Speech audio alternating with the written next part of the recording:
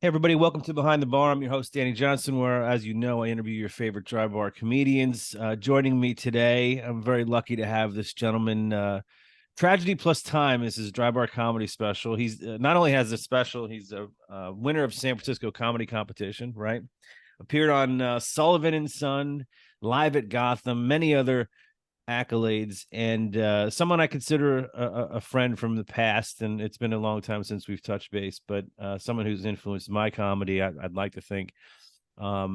Mr. Danny Bevins, welcome, buddy. I don't know how I would thank you for that, but I don't know how I would have influenced it because I heard that you went to the dark side. You are a clean comic, and Yeah, I didn't that say you is influenced it. I didn't say you influenced it in a good way. yeah, yeah. I remember you, and I remember hanging out, and always funny, always a lot of fun. Yeah. And when you called or when you reached out to me on this, I saw that because I want to listen to Kostaki's and Simmons's, but I listened to Vinny Coppola's Oh yeah, yeah. because I've been friends with Vinny for a long time also, and so it was fun to hear that because uh, Vinny can never be okay with what he's done, right? It has to No. be, you know what I mean? And I don't think any of us can, so I think that's the hard part about this is that um, when you set something down and it's down forever, Yeah. then you're always all the flaws in it, and you're just like, it's just Yeah. I just hope from this what I get out of it is if anybody I know is going to do one of these, they call me up because I would love to give them 10 minutes of like, this is what I think you should do. You don't have to take the advice, but Right. 10 minutes of advice on how to do it. Yeah. It's funny you say that. I went to the dark side, that I'm totally clean, and Yeah. but you're right about Vinny. And whenever I talk to Vinny, whether it's text, Facebook, whatever it is, phone call, I can always expect 2 to 3 follow-up communications Yeah. clarifying. Like, I just want to make sure did that come across the way that I thought? Exactly. Yes. Yes. Yeah. That's it. Because I didn't mean that. I meant, yeah, I got you. Yeah, Vinny, Yeah. Vinny, I already forgot we Nobody talked. thinks you meant that. Nobody, it didn't even occur to me that, The most obscure. No one's thinking that way. no, no, no, no, Yeah. no. He was talking about it when he did it. I mean, I say go to the dark side because to me,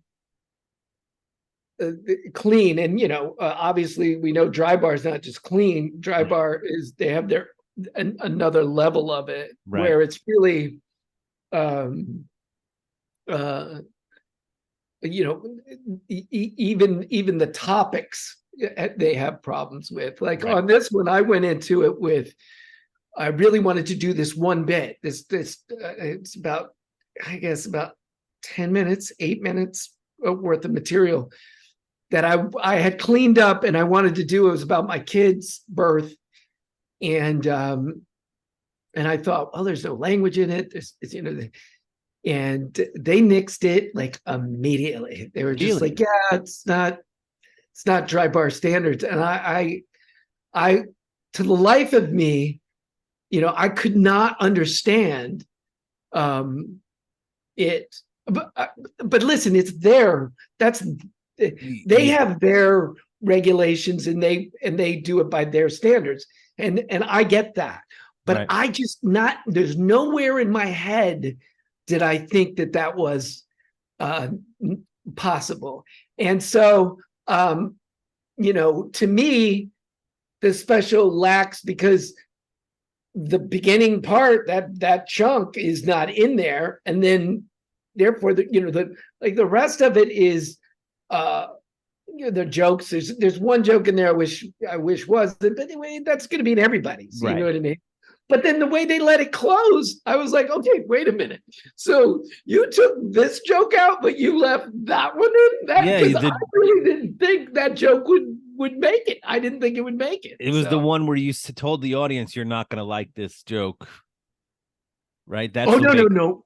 that No, no, was. no. That one I knew. I just no, it's the final joke in the in the special. They left that in. I I thought did the tag to the joke, and I thought, well, it's okay because they'll just right. use this other part. If they use it, I didn't even think they would use it. There's like anyway, I don't want to get into the kind of Yeah. nitty gritty of it, but No, I thought but that because I I thought am the special. I thought you ended on the. It was you talk about the chopped, and then you the stories. It's all great, and then it's how they disregard the story, right? So it's I thought the set ended with the death. You know, your my grandmother died or whatever, my aunt died, and you're like, that's great. Well, it's not a competition for having the least amount of no, relatives. they let it go, and I did kind of a just a line in the moment about because again, I don't know how you did it, but I did it during the pandemic. I know the exact night that I did it. Okay, Wow. this is 3 years ago. The year Tampa Bay won the Super Bowl.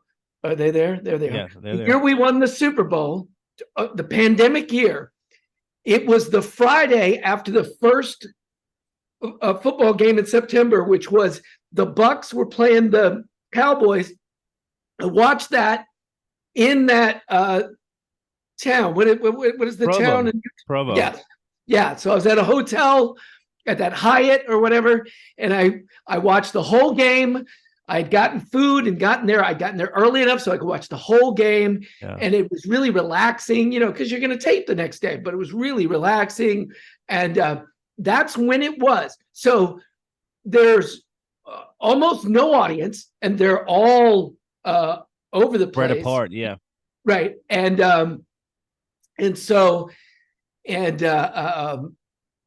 by the way, somebody, I don't know if you have reached out to him. If you haven't and you want to afterwards, let me know. John Hastings did it the same night I did it, Okay. and his was just a glory. It was just wonderful to watch because he is just I think this manic insanity of comedy and beauty, and you Okay. know what I mean. And but it was so there was a small crowd, and there was we were in the middle of the pandemic. I don't know, Yeah. I mean, maybe I did 4 shows in the last 4 months, whatever. You know what I Yeah. mean? It was just one of those situations where you go, well, it can't be worse than this. You know what I mean? So, Right. and I think they made it look fantastic. They really know what they're doing with the way that it looks. I Yeah. really don't know what I started out to say there. I went on a tangent and No, but I I got, like I got the outside of my. not only does it look good, I think the staff and the team you treated great. I mean, Oh yes, yes. I mean top notch. And I don't know you know how they felt about it or whatever, but they make you feel like you're doing a great job and you're fine. It's really relaxing. That green room is relaxing. The idea that the guy that opened up for us was this big, yeah, tall. Seth Tippett.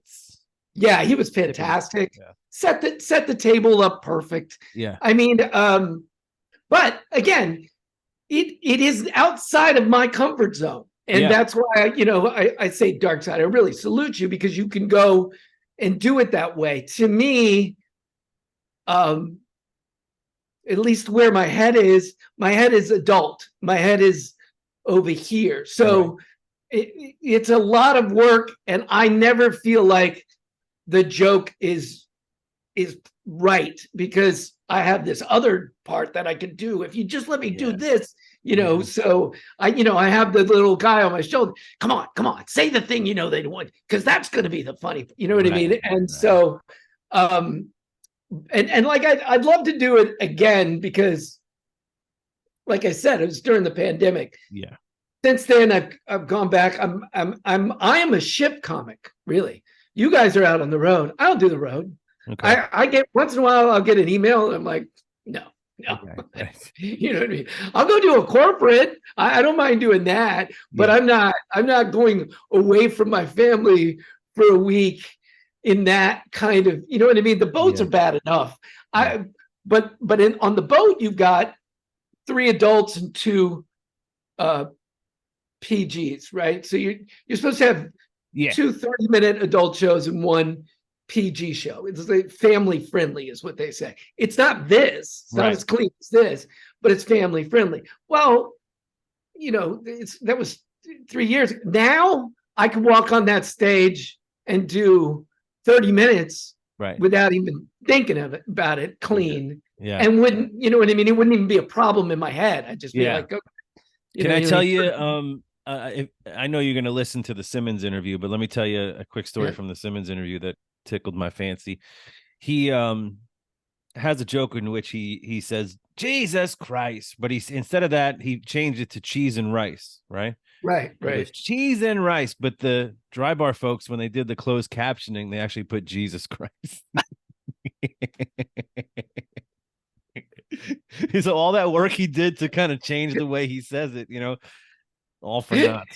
Yeah, but it's like those little things where you go, normally I say this here, the chopped bit on that thing is never going to end well because I never wrote a clean ending to it. You know what I mean? So it's just going to end the way it ends because I'm done. I don't know what else to say there. And like I said, I went in there really with this little piece I wrote about, the kid being born, and the kid's 12 now. I had, and then he was 9 or 10, Right. I have to get rid of it, right? You want to get rid of it, because he's meaner now. You know what I mean? He's not even a teenager, and he's, you know what I mean? I still have that little grace period of fun, but he's, he's got a little attitude on him. And so I can't even imagine what teenage years are going to be. Oh, but I wanted to do it. And I swear to you that I was not expecting that at all. But you knew going in before you got there, right? Or no? What? Did you know before you? No, I got like a couple of, I'd have to look back, but I think it was an email about like, we have standards and this is what it is. And it's, what do they call it? They called it provoking, I think they said, right. And I was like, okay, listen, even if, I think I'm glad they didn't, because I think I would have been more like, well, then what can I do? You know what I mean? Like, because it would have been outside of my head to understand how that was not acceptable. I mean, and they were matter of fact about it. Like, it's just, we just feel like it's not, it doesn't fit with our brand. Right. And you can't go, what are you going to say? What? You know what I mean? You just have to say, yeah, okay, I signed the paperwork. You know what I mean? Right. I'm here. You know what I mean? I don't know what I did wrong. I think there's one thing in there is that part of the joke is that my wife and I are discussing having a baby. And I think I say that, no one in my family's ever done that. So I didn't know how to discuss whether or not we should have a baby because no one in my family's ever done that. In my family, that discussion goes something like this: I'm pregnant, like that. And those lines. But, and maybe that's wrong to some people, but it just never occurred to me that would be like outside the box. So anyway, I don't get locked into it. It's just an interesting thing to me. Everything in that packet of information they send you about what, that you can and cannot say, or they would prefer. The guy I filmed in January 19, and it was the 40-minute version of the special for the 42 minutes. Oh, wow. The long one. Yeah. So it's only me and one other person, and that other person's special has not aired yet. Wow. Because I think when I watch him perform, I almost think he was just doing whatever was in the packet. Like he thought that was what he was supposed to do. It was like, dude, wow. Yeah. He wasn't cursing, but he was, everything that they were like, hey, stay away from, he just headed right for. And wow. Yeah. Okay. It was bizarre that he would even like, they sometimes they say, at least in my packet, they were like, try to avoid saying you're in Provo, And the first thing he says is like, "Man, it's so great to be in Provo. How you guys in Provo doing?" And I'm like, "All right, are we doing the opposite?" When you put together your set, I mean, you obviously have hours and hours of jokes. You've been doing it longer than me. How do you even start? This is what I want on film forever. How do you even start the construction of that? Well, I mean, again, I would go back and I don't know if I'm the right one to do, because did you do the Live at Gotham? Did you ever do No, that? never did that. Okay. So that's an adult show, right? Yeah. That was on Access TV. And by the way, Hooper's is one of the best. I'll have to check it out. Yeah. Yeah. So you get like 10 minutes and they're gonna use it all, or 8 minutes, or they're gonna use it all because it's live. They're filming and it's live. It's going out as it's being filmed. Right. So there's no thing. So I got to New York like a couple of days before, did a couple of sets in the city, went to Gotham and did a set. And I'm watching the comedians before me. Every one of them are doing like a political chunk. And I had a political chunk. And it occurred to me that I'll bet the other comics are going to be doing that too. And I don't want, you know what I mean? I don't want to feel like, oh, that he's already been here kind of thing. Right. And I was doing it with Brad Garrett, and I knew he was going to go there to a certain place. So it happened to be Mother's Day weekend, or Mother's Day was coming up. And, that next night that we were filming, I just did a bunch of jokes about my mother in the beginning. I didn't put that together, but it worked better because nobody else was doing Mother's, Day jokes. And my idea was that I was telling my mother, because it was like on at 11 o'clock at night. And I was like, I got to do jokes about her to keep her awake, because she's in her 70s, you know what I mean? So, and that was the whole point. And it worked out better. But that could have been, that. I mean, you start changing things the day of. Yeah. That can go bad quickly.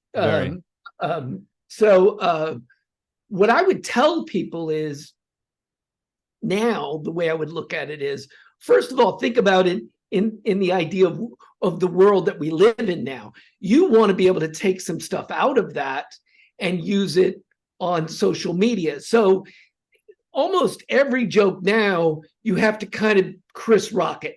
You have to re-up the premise, you know what I mean? Stamp the premise there and then do the bit, because you want that little piece to go out. Where in our chunks, we don't have to do that because they already knew that we did it. Right. They know where we're at. But when you're doing this to be able to take a little piece and put it out there, you need that premise in front. You need that setup there to pay the joke off. So I would say that, keep that in mind. And then I would say, don't fall in love. Listen, it's just like writing, right? Like I do a lot of writing now, and I love it. I love it. But one of the things about it that you have to learn is that you may love something. You just love this is the best thing ever, but it doesn't work. Yeah. So you have to kill it. You have to get rid of it. And so don't fall in love with your bits. Just do each part the best that you can. And the other thing I would say is, if you need to reset, right? They have an editing machine. They're going to edit it anyway. Yeah. So take your second, step away. You can even talk to the audience, like, "Hey, I just need, you know what I mean? I'm sorry. You know what I mean? I just need, I'm getting a little sweaty. Whatever you want to say. I just need a second." And you go back in, because the other thing about that audience is, I don't, like I said, I only had a little one, but they seem to be there for you. They kind of want to, they're on your side. They want to be there for you. And and I would stick to like what the packet says. I wouldn't why are you trying to? I know what that kid was doing, and I guarantee you, if at 25 I had done that, I would have too. You would have. This is my set list. This is what they told us we can't say. This is my set list. You know what I mean? Because I had this ego about you can't tell me what I can't say. Right. But you signed an agreement to do a certain thing. Just go and do that thing. Yeah. I don't know. You got to think, and for me, if I was to do it, or again, someone asked me, what am I doing? What's your advice for doing a dry bar? Well, so the intent is to put content out for dry bar, right? And you want to do it, and you get a professional 4K video, all this. But I would say take a look at the set list that you are trying to do, and then also take a look at how, when you're organizing it or segmenting it, however you want to word it, they're going to want to pull clips. So do you have relatable, pullable, much like you said earlier, setting the setup like Chris Rock, like, pretzels are salty. Pretzels are salty, and then whatever, and then go in, because then it's easier for them to pull it, post it, and potential for it to get, a lot of views. Yeah, exactly. I mean, like the one that they pulled for me, I understand it's hard because it didn't occur to me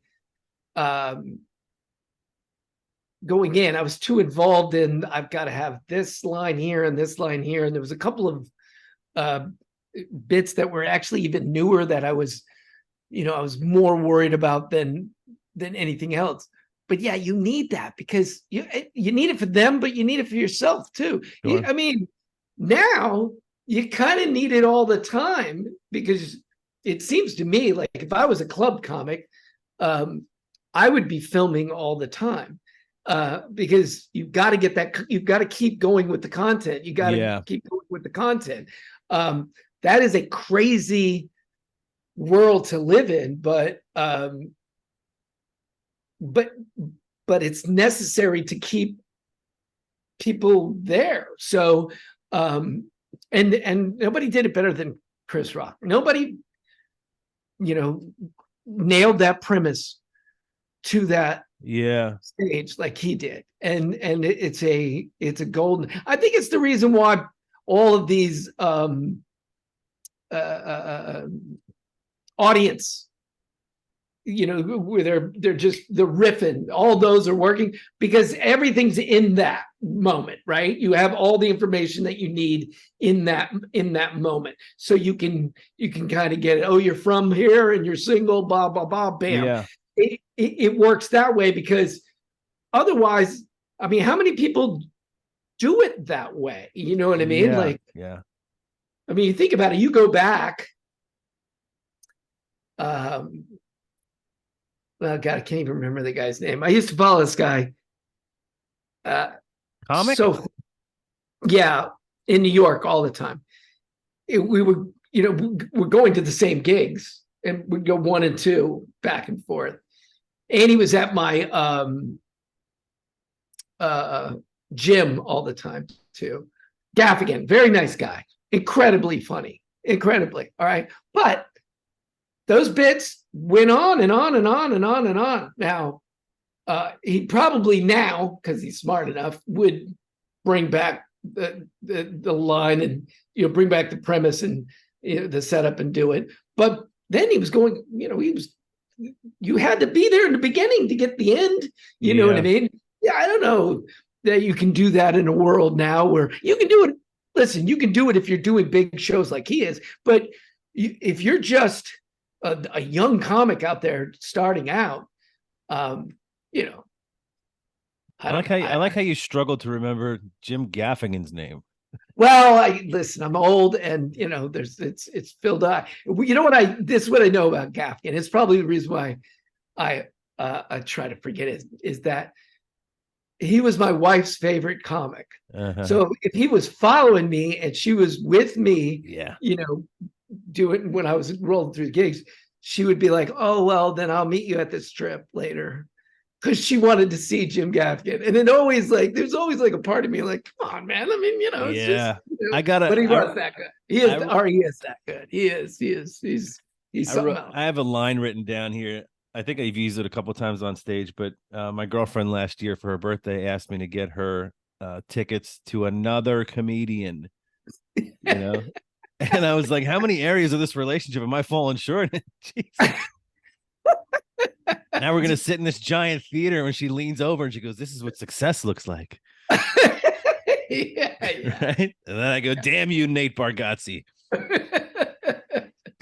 He's another one, man. He's another one. But boy, Yeah.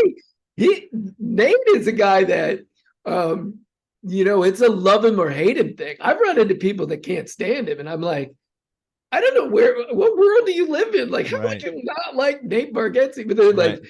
it's not really comedy. Listen, man, I laughed. I don't Yeah. know what your definition of Yeah. comedy is, but Yeah.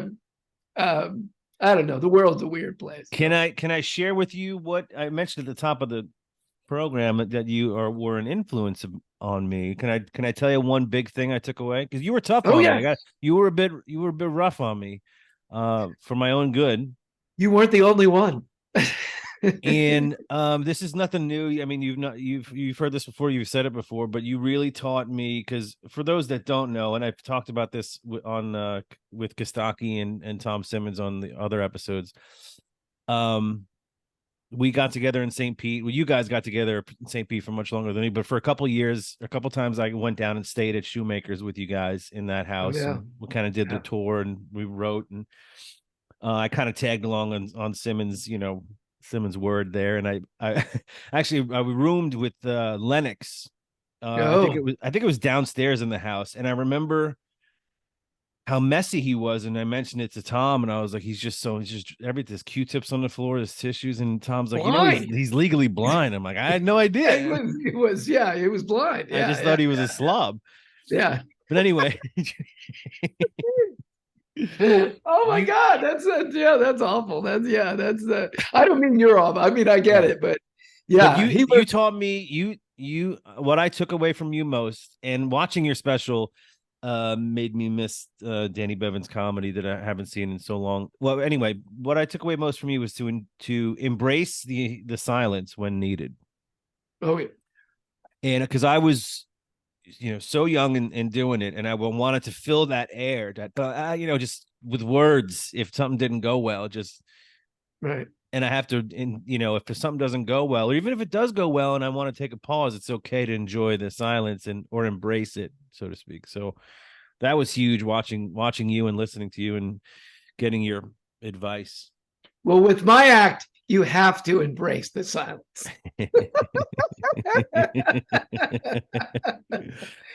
Yeah, I don't know, man. I listen. I remember you being funny, and I'm sure I was. I Not in a mean way. I'm just saying you were very straightforward and Well, clear. that's good. I'm glad because I was to some people. Some people took it mean. I think For they're a in the wrong while business. there, when I was on the road, I wouldn't talk to you. Like if I walked in the green room, there'd be two guys there. You know what I mean? And I just wouldn't say a word. And the whole point was that I, I felt like I have enough hacks in my life. I have enough bad comedy. Like all those positions are filled. All right. So if you're good, then I need some of those, but I can't. So I just wouldn't talk to guys, and they would until I saw their sets, and then afterwards, if they were good, I'd embrace them and tell them, and they would be like, "Why didn't you say anything?" And I'm like, "Well, because if you suck, I need this to be like this, Right. And now I'm on the boats, and let me tell you something, man. Um, I've seen some of the best Yeah. comedy I've ever seen out on the boats, and I have seen the absolute worst of the worst. I mean, I'm impressed by their ability to get work at how bad they are. And And it's unbelievable to me. is the audience liking it though? I mean, like, how far can you go?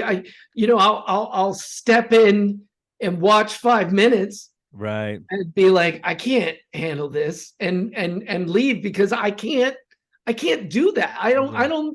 I don't need bad comedy in my life. I've done they do this. Do you do the boats at all? Do you No, do I any of the haven't. I haven't done the boats okay. yet.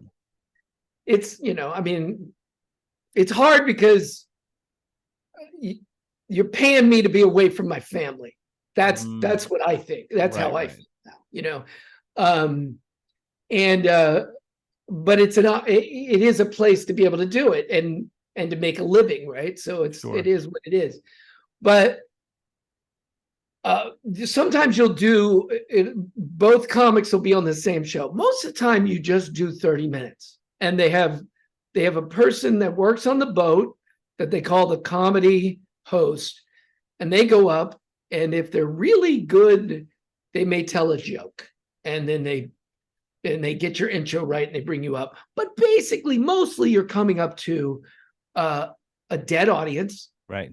And you got to do 30 minutes, and I've fallen in love with it, because every night I have to deliver, you know what I mean? Yeah. And I have to begin and end. I got to do it all, you know? Yeah. So, but every once in a while you'll do, they call them showcases, and you'll do like 15 minutes each, or so, and sometimes all the way up to 2 30-minute shows back to back, right? So and I'm going to tell you, listen to me when I say this, that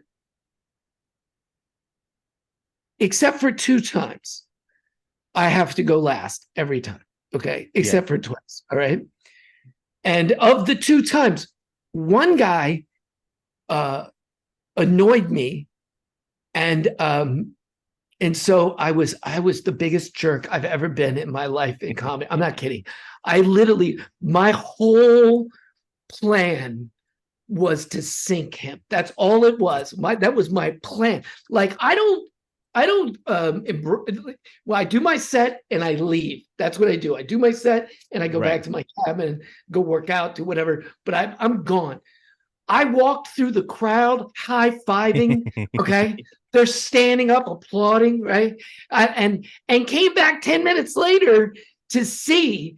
And I walk in, and the carnival guy, the ship guy, the guy that works for the ship, says, Danny. And I said, hi. And he goes, they loved you. They loved you. And I said, thank you. And I go, how's he doing? He goes, not so much, not so much. And it wasn't. And I'll tell you, I went back and I felt bad, because that's not what you're supposed to do for the show. But he was a dick to me. Yeah. Don't be a dick to me. I'm sorry, I didn't mean to say that's that right. word. But so sometimes you have to suffer through their acts. Mm-hmm. And now occasionally, like I said, I've Roman Murray. If you get a chance to see Roman Murray, I do it. I mean, really, really, really good. Just right. Up there, and Hooper's out there, and there's a ton of there's is, a guy. Is Hooper doing the ships now? Yeah, good for him. He's doing the ship. Can you imagine? Yeah, I want to do one with him, because I want to see what that is like to go through. But I think he's gotten steadier now. You know what I mean? He's really, I mean, he's still cool, but you know what I mean? But I think he's gotten a little bit more level, because they can throw you. You can have nights on those ships that are just, crazy. But I've seen people where I'm backstage and I'm listening to this and I'm going, oh my God, how do you have a job? Yeah. Like, I'm embarrassed to be in the same field as this. You know what I mean? Like, like that's not what we do. You know what I mean? Right. I don't know how they got out there. And even if the audience likes them, when I understand the frustration with it, because then audience members just lump you two together. Oh, you're the comedian, the same thing. Right. And you're like, no, it's not really. No, not at all. But the first comic that I worked with out there was Dwight Slade. Did you ever work with Dwight? I love Dwight Slade. Yeah. Oh, good. So good. Yes. And it was and we had a whole week together. Oh, and man. So it was, we were doing like back-to-back cruises, and I didn't know what I was getting into, and he made it so much easier. And I just miss him. I know he had gotten something, and I know he's going through a lot. And I just miss him, man. He's a good dude. Yeah, he's and it was funny when I worked with him, I recognized the name. I didn't know the comedian Dwight Slade. I just recognized the name. And it was from the Hicks books. Yes. And we hit it off. I thought he was very complimentary, and he wanted to write and talk and hang out. This was years ago, but and then I watched his special. It's just great. I mean, Does everything. he have it on Dry Bar too? Yeah, Because he's he got a dry seems bar. like he would be Yeah. like the man. I He's mean, one of the his early seasons. I think I'm season yeah, 4. He might be season 2. His is great. I mean, just yeah. the animation and the quality of it and the confidence of it. Well, you know what? I can't wait to watch. I can't wait to watch you. I did do this because you get that subscription, Right. and I did. I was supposed to watch mine, and instead I went and watched David Crow's because I wanted to see that.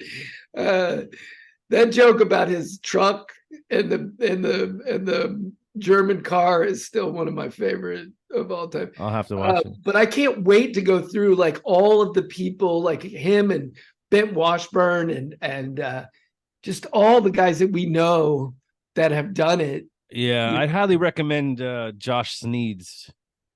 Oh, I love Josh. Yes, His absolutely. special's Yeah. got to be one of my favorites. I don't. I mean, for me, when I built my set, I was like, well, what do I want to not burn? Well, yeah, I guess mostly. What am I done with? Right. And because I think mine's too long. I think you could tell towards the end. I'm like, all right, let's. I don't know. I don't know. I mean, even though it's not. Well, I'm gonna. You're on my list. I want to watch it. But again, too, I think you guys were early and they learned.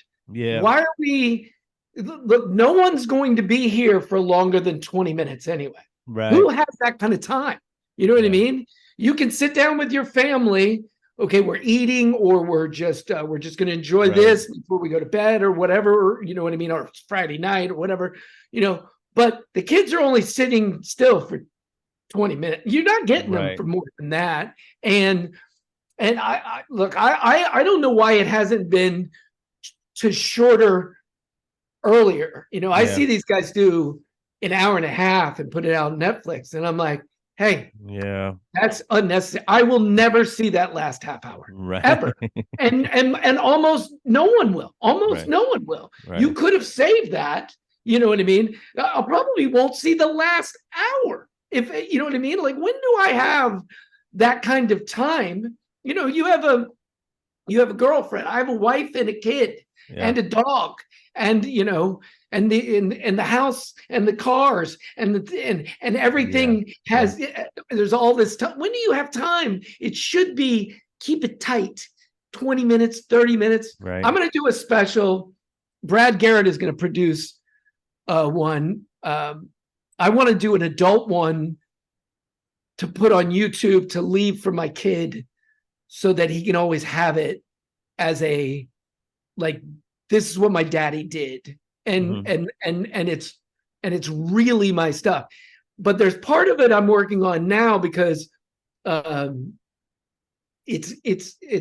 is to be spoken to him, which is sort of like the rules you live by to be a decent person, because it's so hard to be a decent person, you know, because you have to be aware of everything else. It's easy to be a jerk because you don't have to think about anything. You can just, you know, you just, so it's going through like how you were raised and what you've learned since then. And like, you know, I tell my son, you can do anything you want to do. You can be anything you want to be. You know, you just have to want it, right? That's what I tell my son.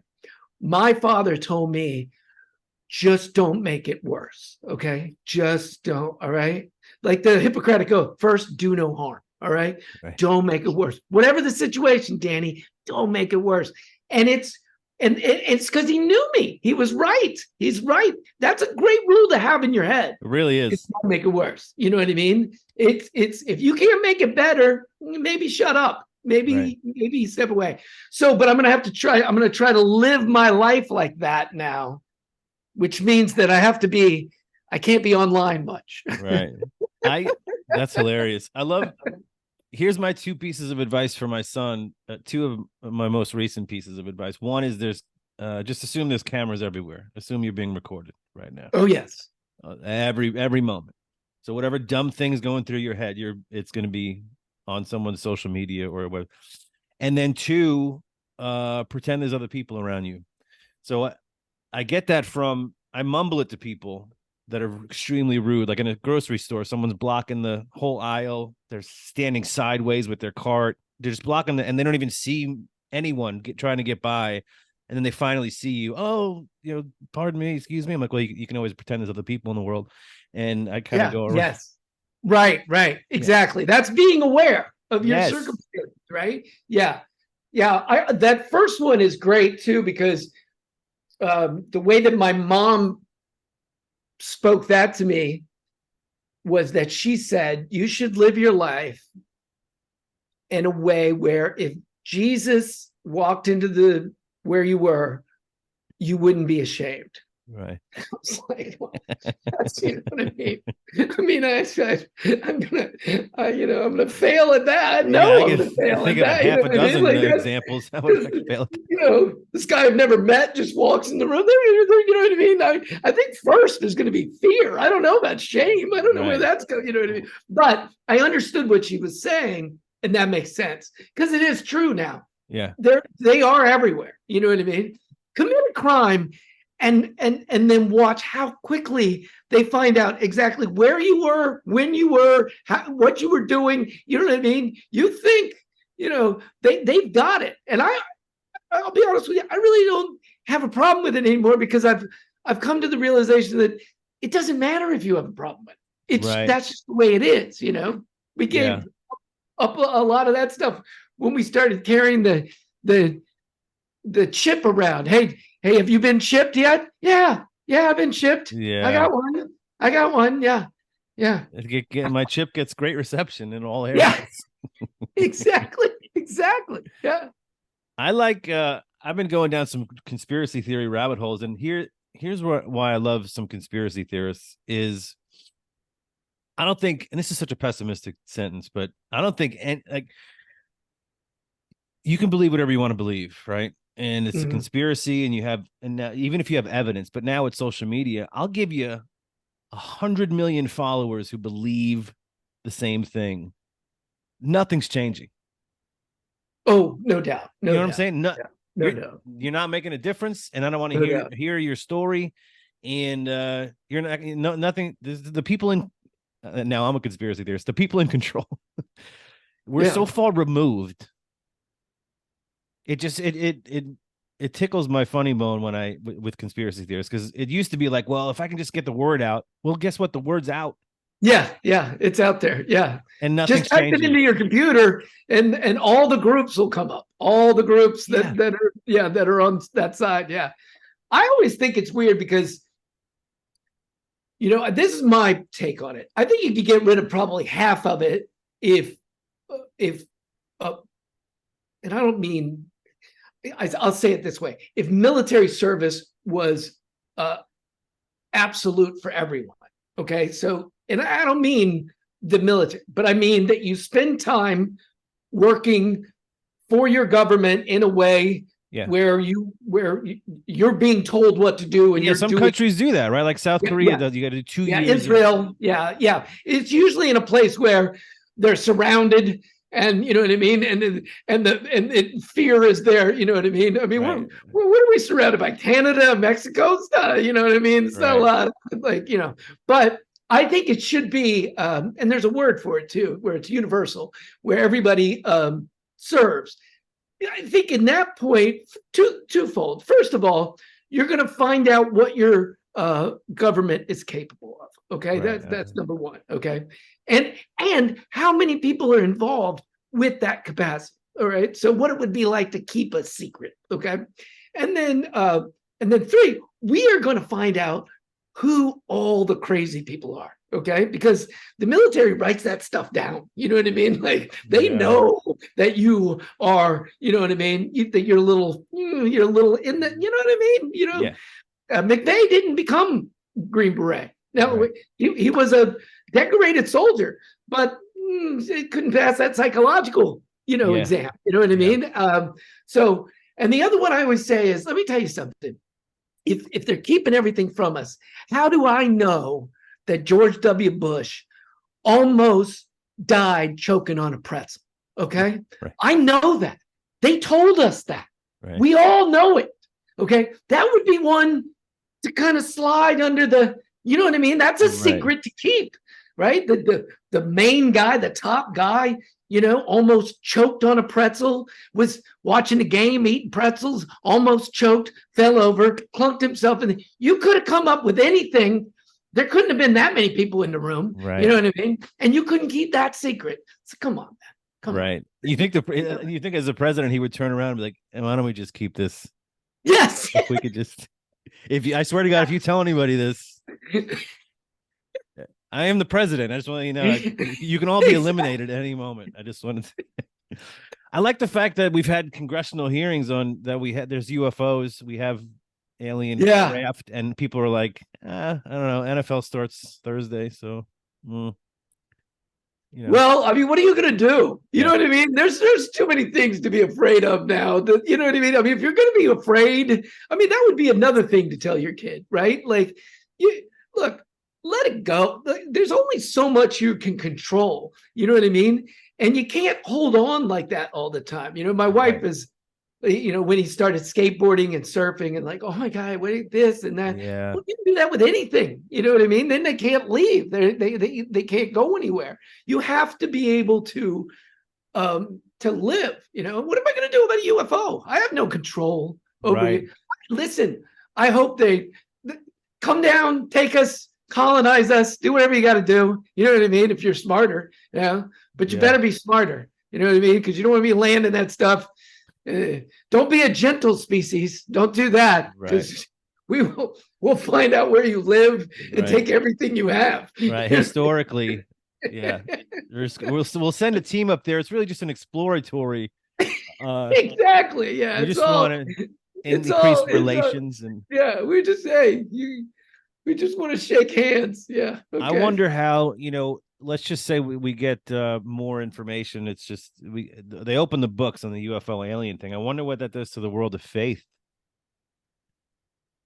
Oh, I don't know. And religion and what.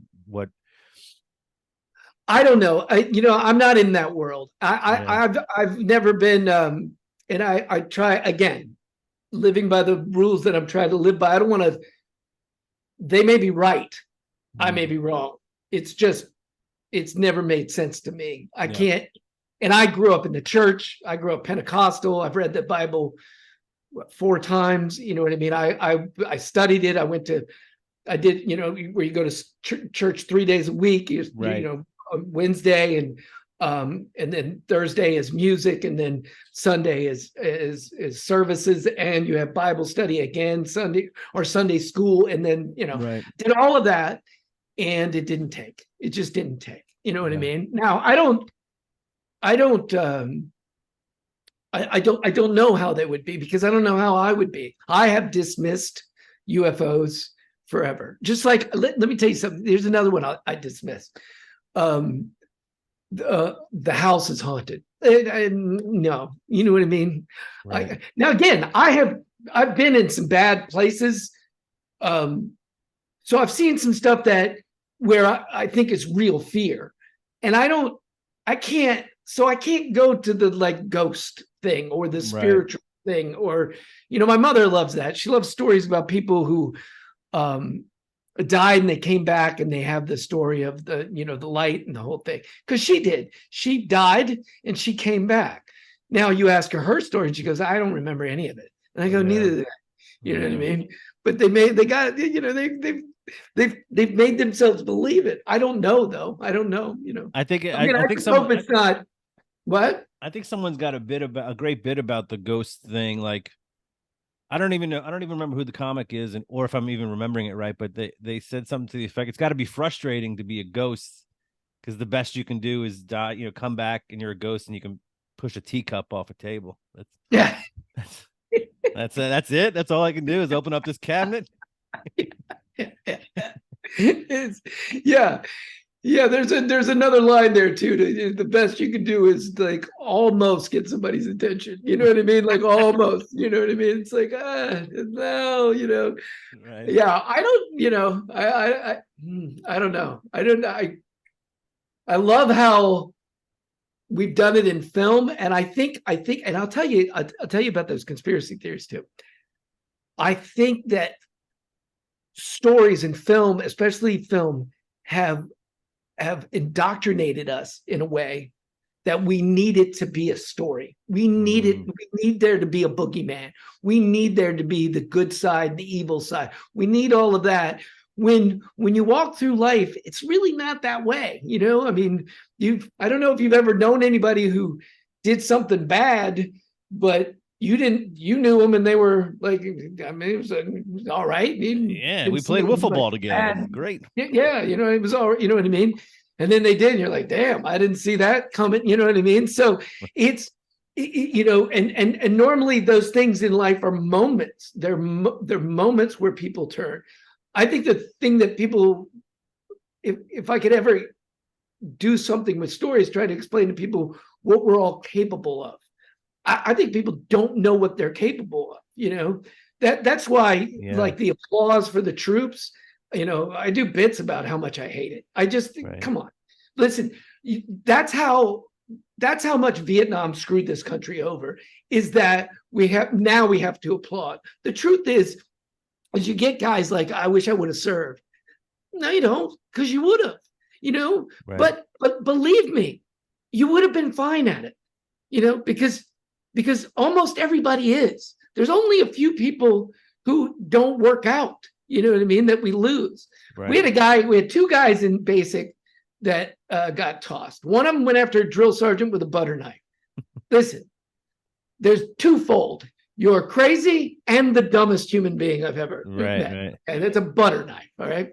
Another guy told us that he was going to shoot us the next day at the range. He was going to try to kill as many of us as he could. So we taped him to a chair and put him outside with a note that says, I need to go home. All right. Now they came, they were, and they, they yelled at us for a while and everything. And then they realized, well, that one just had to go. You know what I mean? That's just the way it is, but the majority of people faced with incredible, so look at those people in Ukraine, faced with incredible circumstances, they find that inner strength, they turn around and they do what needs to be done. In moments, you will do what you need to do. You will, I mean, whether you believe yourself or not, it's all there. You're capable. It's not like Michael Jordan, like, most of us are not capable of that. But, holding a weapon and walking in that direction, you are very capable of. Now, at our age and in our shape, maybe we ain't going that far, but you know what I mean? Like, years ago, I worked with Geraldo, and he was having a rough set, big drunk crowd. And I love him. I don't know about you, but oh yeah, every minute or two, he would just go, "America's great, huh, folks?" And they would just applaud, the whole crowd. And then he would just go into a bit and then struggle. And then, oh no, you froze up, Danny boy. You there? Yeah, I'm here. All right, cool. But yeah, he just kept doing that for the whole set, and then afterwards, we went and grabbed some drinks, whatever. Yeah. Oh my God, he was funny. Look, man, I could talk to you forever. Back at you. Yeah, you don't want this to be too long. You know what I mean? Like I get it. I love you. I miss you. Yeah, I know. I mean, I published the whole thing and then I chop it up into clips. I actually use an AI site to chop it up into clips for me. So. Oh, really? Yeah. If there's a site called Opus Clips, OPUS. It costs, whatever, $115 for the year, and you get like 2,400 minutes. So if I upload this episode 60 minutes, I have 2,400 minus 60 minutes, right? And then it gives you 15 to 20 clips of 30 to 60 seconds. Wow. With the captions on it. Now they may not be. Wow. Yeah. This may be a clip that we're right now, and I'm like, I'm not going to use that. Right, but it doesn't matter because they may capture the clip that you really would like to use. And you can put keywords in there too, if you want to put in whatever, conspiracy, joke, funny, whatever, and it'll pull. and it'll do the captions for you and everything, and then I just upload it to. I wrote a really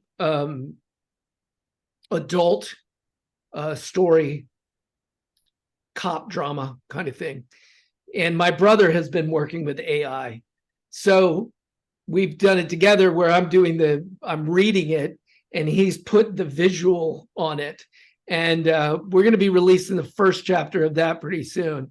But it's been an incredible thing to kind of look at. You can understand why so many people are afraid of it. But I heard this guy say something from the podcast Pivot, Kara and Scott, and I don't know what his last name is, but he was saying that AI, the people that are going to benefit from AI are the people who have a voice and are creative. And then the people that are going to get run over are the people who don't have that capacity. Right. And I was like, well, but that's on everything, isn't it? You know what I mean? Like, that's how everything is. It's a scary little thing, but at the same time, it's like, wow, if you could harness that to be able to do what you know what I mean? To be able to put together something, I can see it. Like, to me, this is like a moving social media comic book, the way my brother did it. And I'm like, wow, I can really do this story, you know. But it is very, I don't know, for the people that are listening to this, it is adult and it's pretty violent. So that my son does online school, and he had a whole lesson on AI and how not to use it, because how easy it is to use to create your paper on Truman or whatever. Oh yeah. Right. But little do they know there's websites out there that will reword it for you. Exactly. It's already done. Yeah. Yeah. Yeah. It's like it'll AI create it, you throw it into this other site, it'll unplagiarize it. Right. And then do you remember PCU? No. What is the movie? Is that with Ryan Reynolds? No, it's the other one, the one that played Ari on I think I was thinking of Van Wilder. Sorry. Yeah, no, it's a PC. So it's Politically Correct University. David Spade is the bad guy in it, I believe. Yeah. Jeremy Piven, right? Yeah, we're not going to protest. Yeah, there's this exactly. There's a scene in it where he's handing out their final reports and stuff, and the guy comes up and goes, and he says, "Okay, what's your major?" He goes, "Physical education." He's like, "All right, just go, just get out." He's handing out like all these, they're already written. Like, I love that they think, people are gonna, you're years late, decades, late on that. That's my favorite part of the movie. Just we're not gonna, can we just agree today we're not gonna protest? We're not gonna protest. We're not gonna protest. Look, so anytime, you should know this too, because hopefully this will make you happy. Anytime your name comes up in conversation, specifically with Kostaki and Simmons, it's not always, but when it does, we one of us, typically me, stops and yells, "Let him drink it." Oh yes, yeah. My wife still says that to me. Yeah. Look, it's thank you. DannyBevinsComedy.com. Tragedy Plus Time is the Dry Bar special. Look for all things Danny Bevins on YouTube and his social media. If you're on a ship, make sure you check him out. But man, it's been a pleasure, and hopefully, right back at you, brother. Right back at you. You're on the West Coast, right, of Florida? No. Oh, on the West Coast of Florida. Yes, on the West Coast of Florida. Yeah. So constantly packing up everything and leaving. And those are mostly 5 day, right? Isn't a cruise like a 5-day thing, or is it longer? Well, they were, they're back. They're almost back to normal. I mean, sometimes you can get away with 4 days. A lot of times what you want is like 6 days, because you do 2 cruises back to back. So you get it's double the pay because it's 2 contracts. Oh, right. So you go out and meet the ship somewhere and bring it back in, and then you take another ship out, or that ship, but with new people on it, and do the shows, and then fly out of I've flown out of Aruba and the Caymans, and I only stay on this side because they try to get you to go, hey, we got one going out of Japan. Yeah, I see Enjoy. Julie Scoggins does a lot of Europe stuff. She's in Yeah. Ireland right now and all that. Yeah. I can't be away from my family that long. Yeah, So, you cool. know, Well, listen, thanks for doing this. Hang out for a second here, for a minute. okay. And again, thanks for listening to Behind the Bar. It's Danny Bevins. I'm your host, Danny Johnson. See you.